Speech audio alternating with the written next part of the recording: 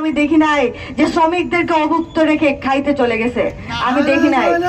আপনাদের নেতারা যখন আপনাদের খাবার ব্যবস্থা করেই খেতে বসবেন, নিশ্চয়ই রাজপথে যদি আমাদের অবস্থান নিতে হয়, রাতে থাকতে হয়, তাইলে সেটার ব্যবস্থা আপনাদের নেতারা আপনাদেরকে করবেন। এবং আমরা এই প্রত্যয় রাখতে পারি, এই প্রতিজ্ঞা আমরা করতে পারি যে যতক্ষণ পর্যন্ত অটোরিকশা শ্রমিকরা রাজপথে থাকবে ততক্ষণ পর্যন্ত আমরাও রাজপথে থাকবো। আমাদের যে দল কমিউনিস্ট পার্টির যে নেতৃবৃন্দ সকাল থেকে আপনাদের সাথে আছেন, আমরা কেউ বাসায় যাব না, আপনারা বাসায় যাওয়ার আগ পর্যন্ত আমরা আপনাদের সাথে রাস্তায় থাকবো। এবং এই ভরসা রাখেন এবং নেতাদের জন্য অপেক্ষা করেন, ঠিক আছে?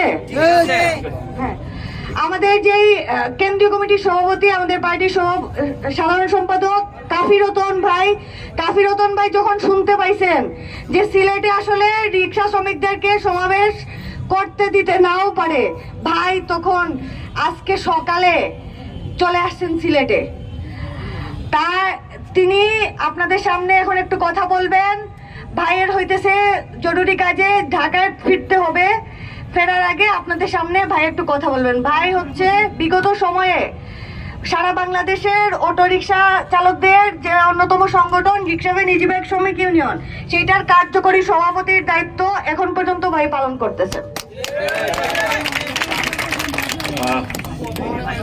ধন্যবাদ মনীষা।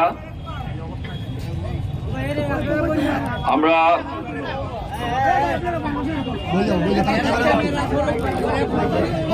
প্রিয় ভাই বোনেরা, আমাদের দিনব্যাপী আমরা এখানে অবস্থান করছি। আমাদের নেতৃবৃন্দ সেই দুপুর 2টার সময় তারা গেছেন।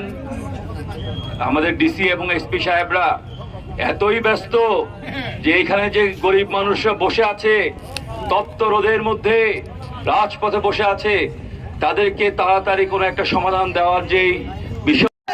এখন আমার যেই ভাইয়েরা সারাদিন ধরে ব্যারিকেড দিয়ে ধৈর্য ধরে বিভিন্ন পথচারীর বিরক্তি, ধমক, বিভিন্ন ধরনের দুর্ব্যবহার সহ্য করছেন, তাদেরকে আমি ধন্যবাদ জানাইতে চাই যে আপনারা আজকে যে ধৈর্যের পরিচয় দিলেন।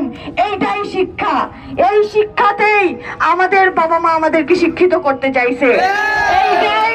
এইটাই প্রকৃত শিক্ষা এবং সুশীল সমাজের প্রকৃত পরিচয়। এইটাই যে পেটের মধ্যে 1 মাসের অভুক্ত লোক পেটে ক্ষুধা নিয়ে রাস্তার মধ্যে বসে আছে, মানুষের